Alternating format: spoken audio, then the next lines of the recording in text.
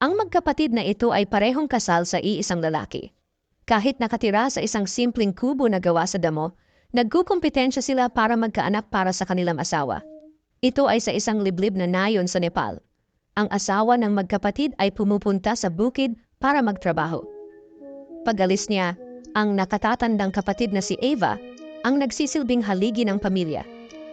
Siya ang may responsibilidad sa lahat ng gawaing bahay. Ang nakababatang kapatid na si Devi ay sumusunod sa bawat sinasabi ni Eva. Kahit na gusto ng kanilang asawa na mag-ehersisyo, si Eva pa rin ang nagpapasya. Sa kanilang pang-araw-araw na buhay, karaniwang magkasundo ang magkapatid. Pagkatapos pumunta ang kanilang asawa sa trabaho sa umaga, naghahanda ang magkapatid ng pagkain sa bahay. Si Eva ang pangunahing tagapagluto. Nagsisimula siya sa pamamagitan ng paggisa ng sili hanggang maging mabamo, kahit na hindi alintana kung maaaring masaktan ang tiyan ng kanilang asawa dahil dito. Nagsisimula ng kumain ang magkapatid bago pa bumalik ang kanilang asawa. Hindi sila gumagamit ng kutsara sa pagkain.